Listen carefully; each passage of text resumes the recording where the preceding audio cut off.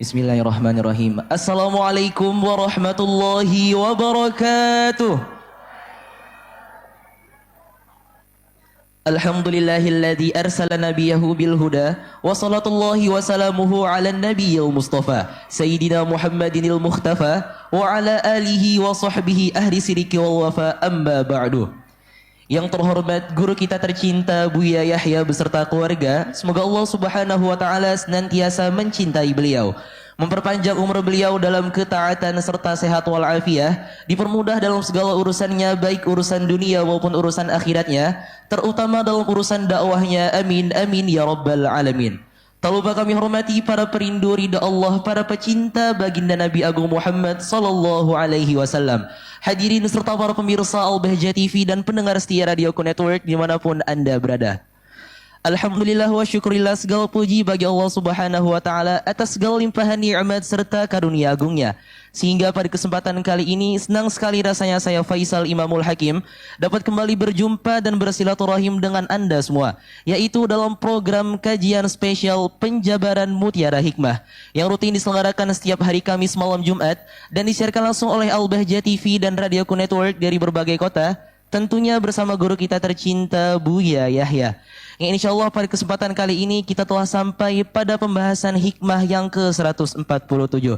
Seperti apakah pembahasan selanjutnya dan bagaimanakah penjelasan selengkapnya? Oleh sebab itu marilah kita persiapkan hati serta pikiran kita untuk dapat menerima untayan hikmah serta ilmu yang akan beliau sampaikan. Kepada guru kita tercinta Buya Yahya, dengan segala hormat kami persilahkan. Allahumma salli ala Sayyidina Muhammad. Allahumma salli ala Sayyidina Muhammad. Uzkur salata ala Nabi Muhammad. Bismillah. Assalamualaikum warahmatullahi wabarakatuh. Alhamdulillah.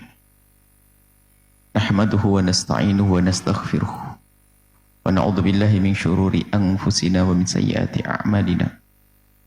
May yahdihillahu fala mudilla lahu wa man yudlil fala hadiya lahu. Wa asyhadu an la ilaha illallah wahdahu la syarika lahu. Wa asyhadu anna sayyidana Muhammadan abduhu wa rasuluh. Allahumma salli wa sallim ala habibina sayyidina Muhammadin wa ala alihi wa ashabihi wa tabi'ina lahum bi ihsanin ila yaumiddin. Allahumma ya rabbana nas'aluka fahma ulama'ikal amilin wa ilhama awliya'ikas salihin.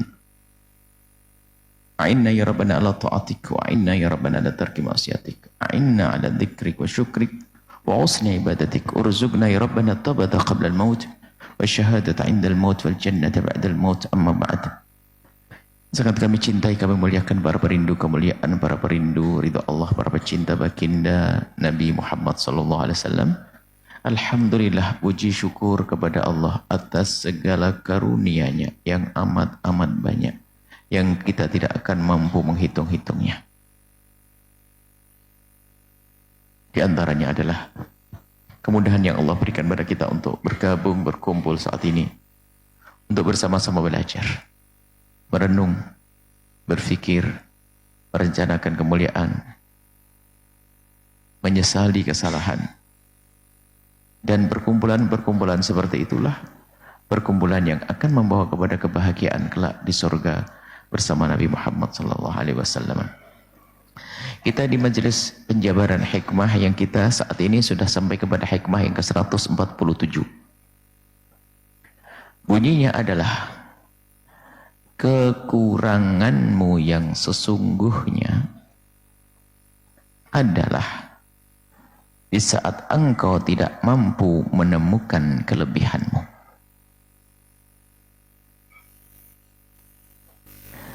Dan kelebihan yang palsu adalah di saat engkau tidak bisa menemukan kekuranganmu.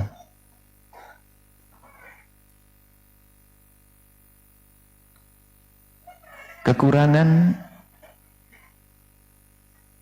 yang sesungguhnya. Ada kekurangan tapi bukan sesungguhnya. Jika ada seseorang merasa dirinya lemah, kemudian dia menyadari kelemahannya, bagaimana bisa bangkit maka bergegaslah dia berupaya untuk mencari sebab-sebab kekuatannya. Sehingga yang semula sebuah kekurangan, maka tidak lagi menjadi kekurangan. Kalau bicara tentang kekurangan, manusia semuanya punya kekurangan.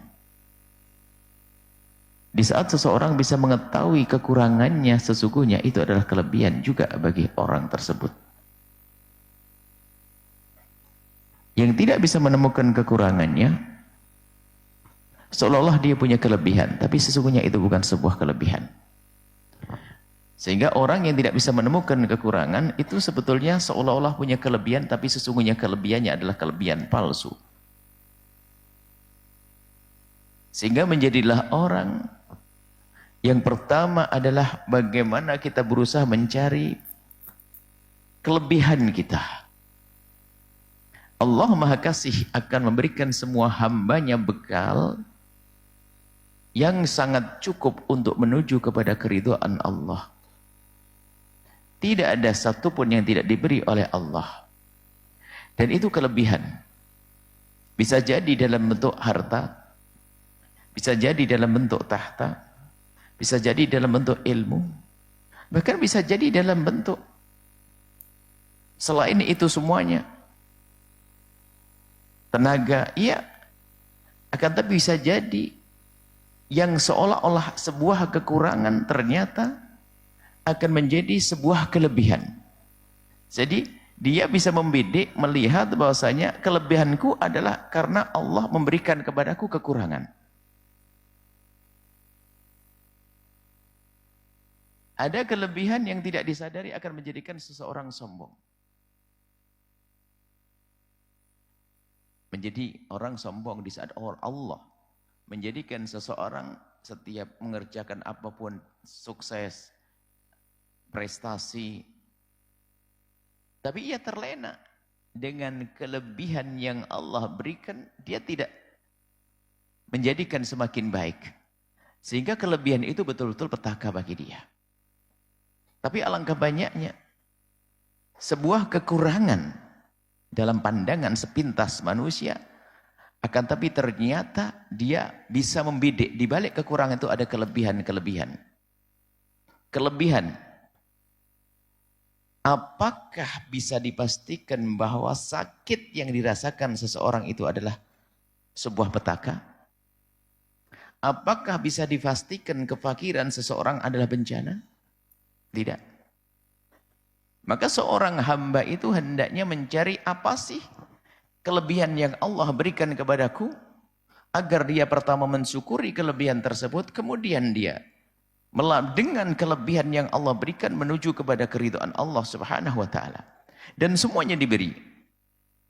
Dan nilai atau sesuatu yang disebut sebagai kelebihan atau nilai plus bagi seorang hamba adalah segala sesuatu, ini catatan, segala sesuatu yang menjadikan dia semakin dekat kepada Allah, maka sesungguhnya itu adalah kelebihan, biarpun kadang tampak dalam bentuk kekurangan. Pintu surga Allah diberikan kepada semua hambanya tanpa terkecuali. Cuman kadang seorang hamba tidak menyadari pintu surga yang Allah berikan kepadanya. Ada pintu surga diberikan oleh Allah kepada seorang hamba dengan pintu yang namanya pintu kesabaran. Sehingga dia seolah-olah dia dirundung duka. Setiap saat adalah punya masalah. Menjadi dia tersiksa dalam hidupnya. Akan tapi ternyata Allah beri kepada hamba tersebut kesabaran. Sehingga sesungguhnya kesabaran itulah yang menghantarkan dia untuk sukses. Menjadikan dia disanjung oleh Allah. Bahkan Allah berjanji akan menyertai atau bersama dengan orang-orang sabar. Innallaha ma'as sabirin.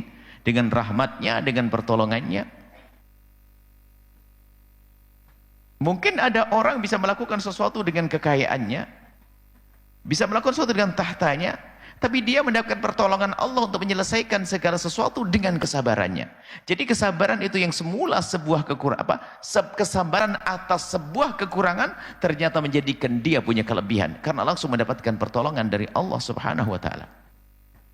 Sehingga kalau kita faham makna ini, tidak boleh ada satupun yang berkata, Allah tidak mencintaiku, Allah tidak menyayangiku, Allah tidak adil kepadaku. Ketahuilah Allah Maha Adil. Tinggal sekarang semua dari diri kita melihat apa yang Allah berikan kepada kita. Bisa jadi, hai hamba Allah, bahwasanya surgamu adalah melalui kekayaan yang Allah berikan kepadamu. Bisa saja seorang hamba menuju surga dengan tahta yang Allah berikan kepadanya. Bisa saja seorang hamba menuju surga karena ilmu yang Allah berikan kepadanya. Bisa saja seorang hamba dihantarkan ke surga oleh Allah adalah dengan musibah yang Allah timpakan kepadanya, lalu dia bersabar. Bisa saja seorang hamba menuju surga karena karunia lalu bersyukur. Dan begitu juga sebaliknya, neraka bisa saja dengan itu semuanya. Maka yang perlu saat ini menyadari apa yang Allah berikan kepada kita. Jadi menggali potensi itu penting. Jangan sampai setelah itu ada berkata, aku tidak bisa menuju surga Allah. Bisa, siapapun bisa, tidak ada yang tidak bisa. Semuanya diberi. Mungkin ada berkhayal, oh orang itu enak sekali, punya ilmu, banyak ibadah dan sebagainya. Kamu punya apa? Apakah tidak punya? Yang bisa diandalkan untuk menuju kepada Allah? Tentu semuanya punya. Maka mari kita saat ini mencari potensi-potensi yang ada pada diri kita untuk menuju kepada Allah Subhanahu wa ta'ala. Yang gamblang begini, sadari, hei orang kaya, sadari itu potensimu untuk menuju surga Allah. Jangan sampai menggunakan kekayaanmu untuk selain Allah, untuk ketidakbaikan. Maka kalau engkau lupa dengan kekayaanmu kepada Allah, maka sesungguhnya dengan kekayaanmu justru akan menjadi petaka. Jadi kekayaanmu yang seolah-olah sebuah kelebihan ternyata kekurangan bagimu. Karena dengan kekayaan justru semakin jauh dari Allah. Maka pastikan dengan kekayaanmu menuju surga Allah. Itu orang cerdas. Mengerti potensinya di situ. Saya diberi Allah kekayaan. Maka dari itu dengan kekayaanku aku harus menuju kemuliaan. Aku akan berbagi, berbuat baik, membangun masjid, pesantren, menolong orang dan seterusnya. Karena dia mengerti potensinya di situ. Yang tidak mengerti kelebihannya, maka dia akan sia-sia. Dia akan menjadi orang yang akan sengsara pada akhirnya. Yang punya ilmu, tugasmu adalah menggunakan ilmu, menyebarkan ilmu, memberikan suri toladan dengan ilmumu.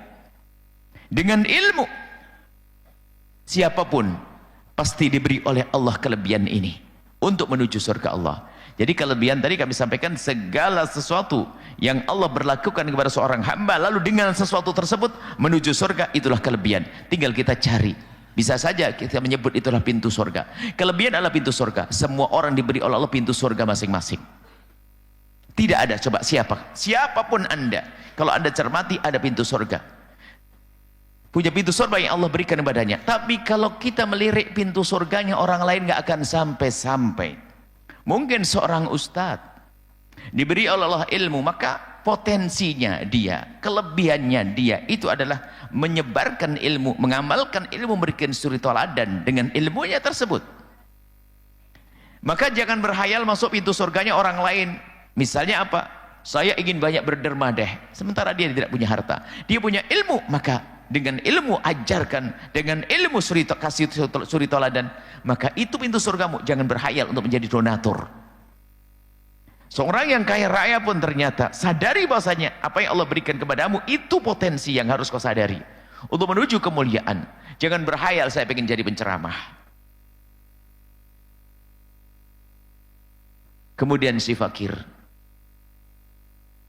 kelebihannya seorang fakir apa coba? Supaya tidak pernah menyesal dengan kefakirannya, tidak pernah dia merasa marah kepada Allah karena kefakirannya. Allah menyanjung orang-orang fakir. Tadi dengan kesabarannya dia bisa melambung dalam kemuliaan. Jika setiap ibadah adalah akan dilipat gandakan Allah menjadi 10 kali sampai 700. Akan tapi kesabaran seorang hamba menjadi sebab hamba tersebut mendapatkan janji pahala dari Allah bukan 10 kali lipat, bukan 700 kali lipat, akan tapi mau apa seorang hamba tersebut? Kesabaran. Dengan kefakirannya pun ternyata dengan Allah, innallaha sayansurukum bidu'afaikum, ternyata Allah akan berikan pertolongan orang-orang itu adalah karena orang-orang lemah. Dengan kefakirannya ternyata orang fakir, dan Allah juga ana indal munkasirati qulubuhum, aku bersama orang-orang yang hatinya tercabik-cabik karena kefakiran, dan Allah bersama mereka. Ternyata kefakiran kalau ia sadari itu sebetulnya potensi untuk menuju surga Allah. Bahkan sebagian para solehin kalau diberi kefakiran malah menyambut ini syiarus solehin, syiarnya orang-orang soleh dengan kefakiran. Dan betul, menyadari itu adalah kelebihan sesungguhnya kalau ia faham. Ajaban min amri ummati, Nabi pernah menyebutkan sungguh mengherankan urusan umatku. Anna amrahu kullu khair, semua permasalahannya umatku adalah baik-baik. Mengherankan urusan umatku semuanya baik-baik. Kapan? Di saat dia memahami, menyadari potensinya, kelebihan yang Allah berikan kepadanya. In asobathu sarra syakar, kalau dia mendapatkan karunia kebaikan lalu dia menjadi orang yang bersyukur, syukur yang sesungguhnya bukan hanya sekedar lesan berucap, tapi menggunakan apa yang Allah berikan untuk yang Allah ridai, syakar, kana khairan lahu. Kana khairan lahu, maka itu baik bagi orang tersebut. Wa in asabathu dharra, jika mendapatkan musibah petaka, sabar, maka ia bersabar, kana khairan lahu, maka itu akan baik baginya. Wala yakunu dzalika illa lil mu'minin, dan tidak akan terjadi itu kecuali untuk orang beriman. Sehingga tidak akan ada yang marah dengan nasib. Dengan nasib. Sampai orang yang terpuruk dalam dosa, seolah-olah itu memang kekurangan. Iya, betul kekurangan. Akan tapi ternyata begitu mudah juga bagi orang yang menyadari potensinya. Potensi diberi oleh Allah. Allah plesetkan dia di dalam kemaksiatan, kehinaan. Ternyata dengan bergegas dia menuju taubat. Maka at-taibu minadz dzambi kaman la dzambalah. Sehingga sampai pendosa pun ternyata kalau dia menyadari ada potensi. Potensinya apa? Ya nyadari kesalahannya. Semakin dia menyadari kesalahannya, lalu menuju kepada Allah bertobat, sampai dijanjikan oleh baginda Nabi, at-taibu minadz dzambi kaman la dzambalah. Orang bertobat dari dosa seperti orang yang tidak pernah punya dosa. Maka dia tidak mengerti kekurangannya. Dia akan menemukan kelebihannya, dan dia tetap terpuruk dalam kekurangannya. Sudah berbuat dosa tapi malah prasangka buruk kepada Allah, tidak bergegas mohon ampun, apalagi menunda-nunda memohon ampun. Tulul amal. Jadi dia tidak menggunakan potensinya. Semua dari kita bisa saja kepleset, tapi jangan coba-coba merencanakan dosa. Tapi kalau sudah terpleset dalam dosa, lihat peluang bagi kita untuk kembali kepada Allah. Bertobat, maka bergegaslah untuk tobat yang sesungguhnya. Maka dia dengan bertobatnya pun akan menjadi manusia mulia. Bahkan ahli surga ternyata juga untuk orang-orang seperti itu. Bukan saja orang yang amalnya baik terus, akan tapi ada orang yang kepleset, tapi ketahuilah, sadar dari keterjerumusan itulah yang menjadikan dia melambung, menyadari potensinya, menyadari kelebihannya. Kelebihannya tobat. Di saat terpuruk dia adalah rendah. Di saat dia masuk melakukan dosa adalah rendah, adalah hina, itu kekurangan. Maka kalau dia tidak bisa menyadari potensi untuk mengangkat dirinya, maka dia akan tetap terpuruk di dalam kehinaan. Makanya ada orang sudah berusaha tetap berusaha, dosa tetap berusaha, dosa tetap berdosa. Kenapa? Sudah putus asa. Dia tidak ngerti bahasanya ada peluang untuk selamat. At-taubat at-taibu minadz dzambi. Memahami terhadap diri kita. Kalau sederhananya dalam kehidupan ini ada orang katanya, oh saya susah ngafal. Nah, kalau engkau susah ngafal, ya rajin dong, sering mengulang-ulang. Jika teman mengulang 5 kali bisa hafal, ya kamu 20 kali. Tidak boleh menyerah. Tidak boleh menyerah dengan kelemahannya. Termasuk dosa itu sendiri, lihat. Maka siapa yang tidak dosa saat ini? Merencanakan dosa, yaitu hakikat kekurangan. Kalau orang merencanakan dosa, itu susah tobat. Merencanakan dosa, sombong kepada Allah. Tapi ini ceritanya bagaimana kita terpleset. Karena hawa nafsu kepleset dalam dosa. Ketahuilah, tanda kalau orang itu akan mulia, dia segera menyesal. Keterlambatan orang yang lambat dalam menyesal, keras hatinya. Makanya hati-hati. Kalau kita menemukan dari diri kita untuk tobat kok susah, kok lambat, jangan-jangan memang Allah tidak mandang dia dengan kasih sayangnya. Sebab urusan ahli surga, wasari'u ila maghfiratin, bergegaslah menuju pengampunan Allah untuk mendapatkan surga. Di bawah memang diceritakan orang-orang berdosa, wasari'u ila maghfiratin min rabbikum wa jannatin 'arduhas samawati wal ardu 'iddat lil muttaqin. Bergegaslah menuju pengampunan Allah dan surga yang Allah siapkan, surga yang sangat luas, yang Allah persiapkan untuk orang-orang yang bertakwa. Setelah itu kan disebut orang bertakwa, alladzina yunfiquna fis sarra'i wad dharra wal kadhimina al ghaidha wal 'afina 'anil nasi wallahu yuhibbul muhsinin. Iya, itu berbuat baik. Tapi ternyata di belakang, walladzina idza fa'alu fahishatan aw dhalamu anfusahum. Termasuk orang melakukan dosa peluang, tapi syarat yang pertama diambil, sari'u ila maghfiratin min rabbikum. Bukan enak-enakan dalam dosa. Maka ciri hati-hati. Kalau termasuk diri kita adalah orang yang lambat menyesali dosa, keras hati. Dia tidak mengerti kekurangannya, karena dia tidak mengerti kekurangannya, maka dia tidak punya kelebihan setelah itu. Sadari kekuranganmu, maka menyadari kekurangan itu adalah kelebihan. Menyadari kekuranganmu adalah kelebihanmu. Menyadari kesalahanmu adalah tobat itu. Menyadari kesalahanmu itu adalah akan penghapus kesalahan. Bukankah dosa yang paling dosa adalah orang berdosa tidak pernah merasa dosa? Salah yang paling salah sudah salah, tidak merasa bersalah. Ini kan musibah besar. Jadi tidak ada yang tertinggal setelah ini. Semuanya mencari potensi-potensi diri, kelebihan-kelebihannya. Maka termasuk kekurangan yang sungguhnya adalah seseorang tidak mengerti kelebihannya. Pendosa pun ternyata dia bisa menuju pengampunan Allah, tobat. Kaman la dambalah, sampai pada akhirnya seperti orang yang tidak punya dosa, bahkan masuk surga yang disebutkan lil muttaqin tadi, orang-orang bertakwa, termasuk orang waladina idza fa'alu fahishatan aw dhalamu anfusahum dzakarullaha, segera ingat Allah, wastaghfiru dzunubihim wa may yaghfiru dzunuba illa Allah. Segera memohon ampun kepada Allah, dan tidak ada yang mengampuni kecuali Allah Subhanahu wa taala. Kesadaran makna ini. Makanya yang tidak segera menyesal sudah berdosa, naudzubillah, menyuruh syahwatnya. Dengan berdosa, menunda pertobatan, menunda. Bahkan mungkin ada yang menegur, mengingatkan, malah dengan tidak hanya takutnya dengan manusia. Kalau sudah misalnya, naudzubillah, kalau kita melakukan kesalahan, bukan segera menyesali, baru kalau sudah ketahuan orang, pura tobat, belum tentu tobatnya benar. Bisa saja tobatnya hanya karena takut masuk penjara dia. Bukan, bisa saja tobatnya hanya mungkin kalau seorang suami takut ditinggal istri, atau istri tinggal suami, dan seterusnya. Tobatnya bukan tobat sesungguhnya. Tapi orang tobat akan memancar dari hatinya penyesalan yang kadang dengan derai air mata, rasa takut melakukan dosa, benci melihat dosa yang pernah dilakukannya, mengingatnya. Itu secara otomatis karena tobatnya sejati, tobatnya yang sesungguhnya, tobat yang sesungguhnya. Jadi orang yang menyadari dosa berarti dia mengerti kelebihan dalam dirinya, bahwasanya dengan tobat itulah Allah akan mengampuniku. Lah ada peluang tobat. Bukankah menjadi orang yang bodoh, anggap saja dia akan dihukum, akan dipenggal lehernya, akan dipotong tangannya, akan dirajam, akan diapapun pokoknya. Ternyata ada peluang untuk tobat. Ada peluangnya untuk tobat adalah segera minta maaf.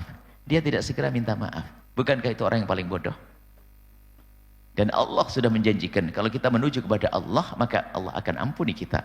Maka bergegas itu menunjukkan kalau dia cerdas, dia mengerti kekurangannya, maka ketahuilah, sadar akan kekurangan adalah kelebihan itu sendiri. Sadar akan kekurangan adalah kelebihan itu sendiri. Maka kekuranganmu yang sesungguhnya adalah di saat engkau tidak bisa menemukan kelebihanmu. Dan kelebihan yang palsu adalah di saat engkau tidak bisa menemukan kekuranganmu. Tidak bisa menemukan kekurangan adalah kayaknya punya kelebihan. Maka sesungguhnya dia adalah orang yang punya kekurangan. Para kekasih Allah semakin dekat kepada Allah ternyata masih merasa berkurang. Baginda Nabi beristighfar. Istighfarnya Nabi apakah karena dosa? Bukan. Karena merasa belum menjalankan sesuatu perintah Allah lebih. Masih ada merasa berkurang. Merasa kurang dalam menjalankan perintah. Merasa kurang di dalam menjalankan kewajiban. Padahal sudah maksimal. Dan memang harus merasa kurang. Kenapa? Melihat agungnya karunia Allah, agungnya nikmat Allah, sehingga syukur yang kita hadirkan masih merasa kita belum cukup dan tidak akan bisa mencukupi.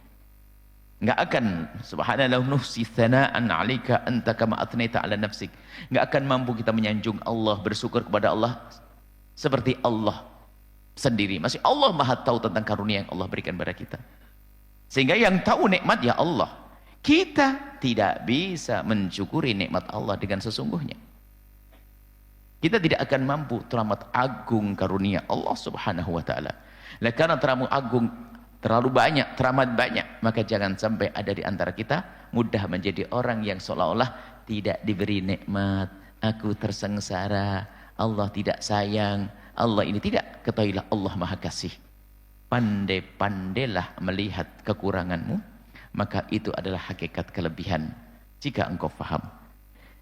Kembali kepada hikmah yang ke-147, bunyinya, kekuranganmu yang sesungguhnya adalah di saat engkau tidak mampu menemukan kelebihanmu, dan kelebihan yang palsu ada di saat engkau tidak bisa menemukan kekuranganmu. Semoga Allah mudahkan kita untuk menggali potensi-potensi kita. Dan semoga Allah mudahkan kita untuk mengetahui kekurangan kita. Sehingga menggali potensi untuk kita jadikan bekal untuk menuju sukses. Kemudian mencari-cari kekurangan untuk kita pangkas agar tidak menghambat perjalanan kita. Ini nuhibbukum fillah. Semoga Allah menjadikan kita hamba yang saling mencintai karena Allah. Dan semoga Allah memberikan kepada kita kesadaran akan kelebihan-kelebihan kita. Dan semoga Allah menjadikan kita hamba yang sadar akan kekurangan kita untuk segera berbenah. Sehingga kita menjadi orang sukses di dunia dan kelak di surga. Wallahu a'lam bissawab.